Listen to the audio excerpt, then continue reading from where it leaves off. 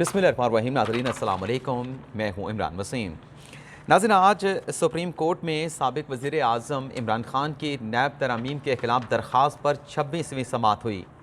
लेकिन नाज़रीन, आज की ये अदालती कार्रवाई पिछली जो 25 समाअतें थीं उन पर भारी साबित हुई, क्योंकि आज की अदालती कार्रवाई में जज साहबान की जानिब से जो रिमार्क्स दिए गए, उन रिमार्क्स में सुप्रीम कोर्ट के जज साहबान ने ना सिर्फ मुमकिना फ़ैसले का इंदिया दे दिया है, बल्कि बज़ाहिर ऐसा लगता है जज साहबान के रिमार्क से कि इस केस में चेयरमैन पीटीआई इमरान ख़ान को नैब तरमीम के ख़िलाफ़ रिलीफ मिलने का इम्कान है। और नाज़रीन, आज की अदालती कार्रवाई में 3 रुकनी बेंच के एक जज की तरफ से फ़ौजी अफसरान की मुबैना करप्शन पर भी अहम सवालात उठाए गए। तो अदालत उज़्मा में होने वाली इस अहम समाअत का मुकम्मल अहवाल आपके साथ हम शेयर करेंगे। और इसके अलावा साबिक़ वज़ीर आज़म इमरान ख़ान के ख़िलाफ़ आर्टिकल 6 का मुकदमा बनाने का क्या मामला है, इसकी डिटेल आपकी खिदमत में पेश करेंगे। और इसके अलावा हमारे प्रोग्राम की जो दीगर अहम ख़बरें हैं उनकी डिटेल भी आपके साथ शेयर करेंगे। तो पहली ख़बर से गुफ्तगू का आगाज़ करते हैं। नाज़रीन, गुज़िश्ता रोज़ इस्लामाबाद की मकामी अदालत की जानिब से आज़म समाते की दरख्वास्त ज़मानत पर फ़ैसला महफूज किया गया था, जो आज अदालत की जानिब से अनाउंस किया जाना था। लेकिन आज जो प्रोसिक्यूटर हैं इस केस के, राजा रिजवान अब्बासी, उनके इस्तदा के ऊपर आज़म समाते की दरख्वास्त ज़मानत पर जो फ़ैसला सुनाया जाना था उसे कल तक मौखर कर दिया गया है। अदालत को ये बताया गया कि राजा रिजवान अब्बासी जो हैं वो आज सुप्रीम कोर्ट में मौजूद हैं, तो उनकी सुप्रीम कोर्ट में मसरूफियात की बिना पर जो है जो फ़ैसला है उससे कल तक जो है वो मौखर कर दिया जाए। आज सुनाए जाने वाला फ़ैसला जो है वो कल सुनाया जाए।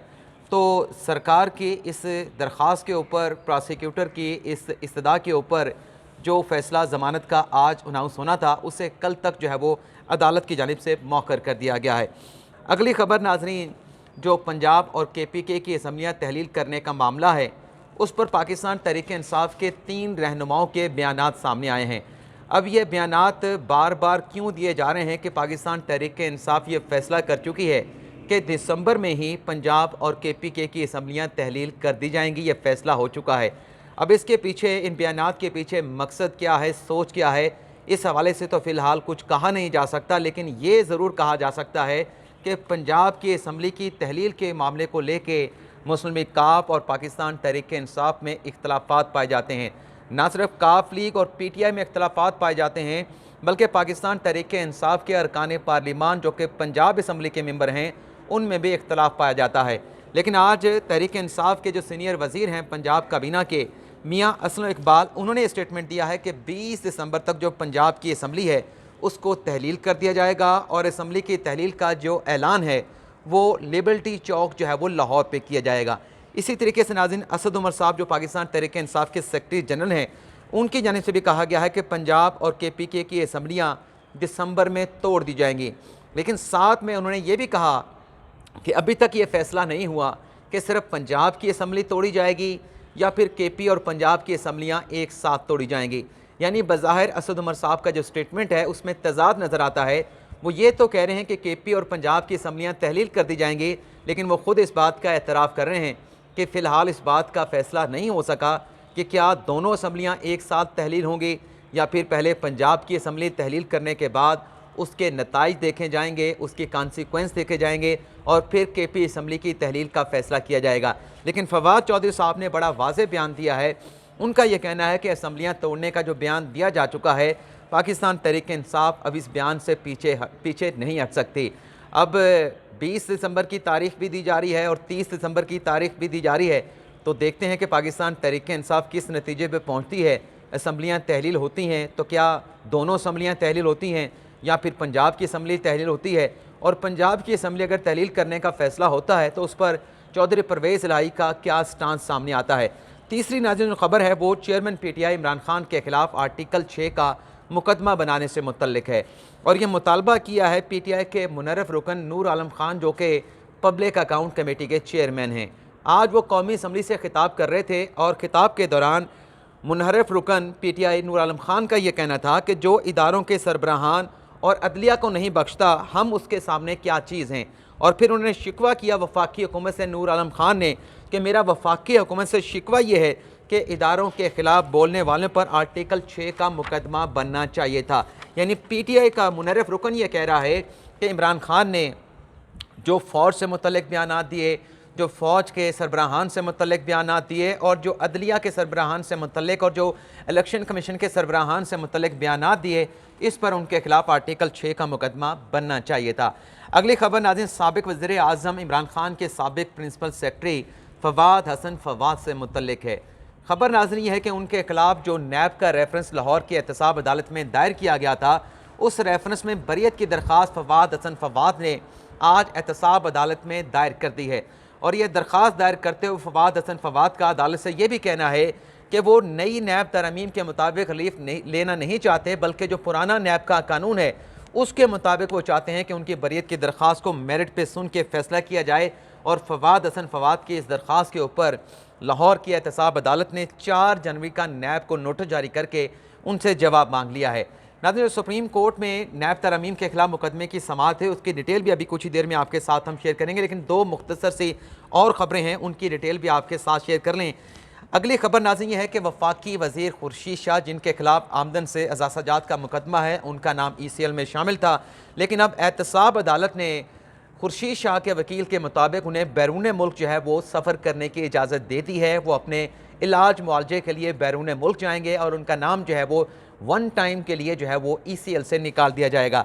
उस्मान बुज़दार साहब साबिक़ वज़ीर आज़म इमरान खान के वसीम अकरम प्लस उनके खिलाफ भी आमदन से ज़्यादा असासाजात की नैब में इंक्वायरी चल रही थी, लेकिन आज उस्मान बुज़दार की जो अबूरी ज़मानत थी लाहौर हाई कोर्ट ने बल्कि एहतसाब अदालत से उस्मान बुज़दार ने अपनी ज़मानत की दरख्वास्त को वापस ले लिया है। और ये ज़मानत की दरख्वास्त बुज़दार साहब ने, क्योंकि नैब की जानिब से आज अदालत को ये बयान दे दिया गया है कि उन्हें उस्मान बुज़दार की गिरफ्तारी दरकार नहीं है, मतलूब नहीं है, तो नैब के इस बयान के ऊपर साबिक़ वज़ीर पंजाब उस्मान बुज़दार, साबिक़ वज़ीर आज़म इमरान खान के वसीम अकरम प्लस ने जो है अपनी दरख्वास्त ज़मानत को वापस ले लिया है। अब बात करते हैं जो सुप्रीम कोर्ट में नैब तरमीम के खिलाफ दरख्वास्त पे समाअत हुई है। आज नाज़रीन जब अदालती कार्रवाई का आगाज़ हुआ, पहले आपको बेंच बता देते हैं। 3 रुकनी बेंच के नाज़रीन सरबराह हैं चीफ जस्टिस उमरता बंदयाल साहब, उनके साथ जस्टिस इजाज़ुल एहसन और जस्टिस मंसूर अली शाह जो है इस केस की समाअत कर रहे हैं। जब अदालती कार्रवाई का आगाज़ हुआ तो इमरान खान साहब के वकील ख्वाजा हारिस ने कहा कि अगर एग्जेक्टिव अपना काम ना करे तो लोग अदालतों के पास आते हैं, फिर अदालतों को मुदाखलत करना पड़ती है। चीफ जस्टिस ने कहा कि नैब तरमीम उस असम्बली ने की है जो नामुकम्मल है। इस नुक्ते पर कानून नहीं मिला कि नामुकम्मल असम्बली क्या कानून साजी कर सकती है, क्या नामुकम्मल असम्बली के पास कानून साजी का अख्तियार है। ये चीफ साहब की जानिब से रिमार्क्स दिए गए हैं, सवालात उठाए गए हैं, क्योंकि पाकिस्तान तहरीक-ए-इंसाफ के जो अरकान असम्बली हैं वो कौमी असम्बली का बायकआउट कर चुके हैं। लेकिन यहाँ पे सवाल अगर ये भी बनता है कि क्या जो लोग असम्बली का बायकआउट कर चुके हैं, क्या ये पार्लियामेंट की ज़िम्मेदारी थी, क्या यह हुकूमत की ज़िम्मेदारी थी कि उन्हें कानून से पकड़ के पार्लियामेंट में लाते, ऐवान में लाते कि नैब तरमीम जो है वो की जा रही हैं, इसे पार्लियामेंट से पास कराना है तो आप लाजमी उसमें बैठें। और चीफ साहब ने अपने रिमार्क्स में ख़ुद कहा कि सियासी हिकमत अमली के तहत जो है वो आधी से ज़्यादा पार्लियामेंट ने जो है वो कौमी असम्बली का बायकआउट कर रखा है। अगर कोई सियासी मसलियत के तहत पार्लियामेंट में नहीं आ रहा तो क्या उनकी अदम मौजूदगी में जो कानून साजी की गई है, क्या उसके ऊपर सवाल जो है वो उठ सकता है? ये बड़ा अहम सवाल है। और अगर पार्लियामेंट नामुकम्मल जिसे कहा जा रहा है चीफ जस्टिस की जानिब से, क्योंकि हम तो सिर्फ सवाल उठा रहे हैं, तो सवाल यह है कि नामुकम्मल पार्लियामेंट तो उसको कहा जाएगा कि अगर PTI जो है, PTI के जो अरकान हैं वो रेजिग्नेशन दे चुके हों और उनकी जो सीटें हैं वो खाली करार पाई जा चुकी हों, खाली करार दी जा चुकी हों, वेकेंट करार दी जा चुकी हों। लेकिन ऐसा तो है नहीं, पार्लियामेंट तो मुकम्मल है। लेकिन उसके बावजूद अगर सियासी मसलियत के तहत कोई सियासी पार्टी बायकआउट कर जाती है तो क्या सुप्रीम कोर्ट उस लेजिस्लेशन का जायज़ा ले सकती है? और फिर सवाल ये भी है कि क्या सुप्रीम कोर्ट वो जो पार्लियामेंट का बायकआउट करके सड़कों पे आए हुए हैं, जो सड़कों पे एहतजाज कर रहे हैं, जो पार्लियामेंट में जाके बात नहीं कर रहे, क्या सुप्रीम कोर्ट उन्हें कह सकती है कि आप पार्लियामेंट में वापस जाएं? अगर सुप्रीम कोर्ट कानून साजी का जायज़ा ले सकती है तो क्या सुप्रीम कोर्ट के पास ये अख्तियार है कि जो पार्लियामेंट का बायकआउट करके बैठे हैं उन्हें हुक्म दे कि आप जाके पार्लियामेंट का हिस्सा बने? और यहाँ पे कुछ हमारे सहाफ़ी दोस्त जिनके साथ आज की अदालती कार्रवाई के बाद हमारी डिस्कशन हो रही थी, तो कुछ हमारे सीनियर सहाफ़ियों की यानी से ये भी कहा गया कि ये जो नामुकम्मल पार्लियामेंट का सुप्रीम कोर्ट की जानिब से सवाल उठाया गया, तो फिर सवाल ये भी है कि कुछ अर्सा पहले सुप्रीम कोर्ट भी नामुकम्मल थी, सुप्रीम कोर्ट के 12 जज साहबान थे, 5 जजेस की सीटें वेकेंट थी, लेकिन सुप्रीम कोर्ट काम कर रही थी, सुप्रीम कोर्ट फैसले दे रही थी। तो अगर इस तरीके से अगर सुप्रीम कोर्ट चल सकती है 5 जजेस की अदम मौजूदगी में, तो अगर जो कौमी असम्बली है उसमें एक सियासी जमात अगर बाइकआउट कर देती है, बाइकआउट के बावजूद उनकी सीटें खाली नहीं होती, तो क्या उस पार्लियामेंट को नामुकम्मल कहा जा सकता है, नामुकम्मल जो है वो करार दिया जा सकता है। जस्टिस इजाजुल हसन ने नाज़रीन बड़े अहम रिमार्क्स दिए। उन्होंने कहा कि नैब तरमीम से फ़ायदा सिर्फ तरमीम करने वालों का हुआ है, चंद अफराद की लाइन फॉलो करने से सिर्फ चंद अफराद का फ़ायदा होता है। क्या इस सूरत हाल में अदलिया हाथ बांध कर जो है वो तमाशा देखे। और फिर इसके बाद नाज़रीन चीफ जस्टिस ने यह भी रिमार्क दिया कि अदालती फैसलों के बावजूद करप्शन ख़त्म नहीं हो सकी। मसला सिर्फ करप्शन का नहीं, सिस्टम में मौजूद खामियां भी असल मसला है।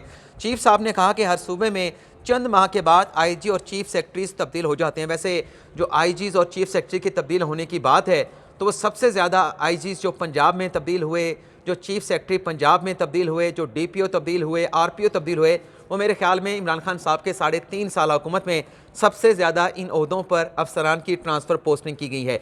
चीफ जस्टिस ने कहा कि करप्शन किसी सूरत जो है वो माफ़ नहीं की जा सकती। कानून के गलत इस्तेमाल से कई लोगों के कारोबार तबाह हो चुके हैं। जस्टिस मंसूर अली शाह ने कहा कि करप्शन गलत है, लेकिन सवाल ये है कि करप्शन का सद्देबाब किसने और कैसे करना है। ख्वाजा आरस ने कहा कि एग्जेक्टिव का काम है कि करप्शन का खात्मा करें, करप्शन का सद्देबाब करें। अगर वो नहीं करते तो फिर जिम्मेदारी अदलिया पे आ जाती है। चीफ जस्टिस ने कहा कि मुल्क में कई मामलात में बेहतरी भी आई है, मीडिया आज़ाद है, सच मीडिया सामने लेके आता है। जस्टिस इजाजुल हसन ने कहा कि नई नैब तरमीम के बाद करप्शन की जो आलमी रेटिंग है उसमें हम 100 दर्जा हो सकता है कि नीचे जा चुके हों।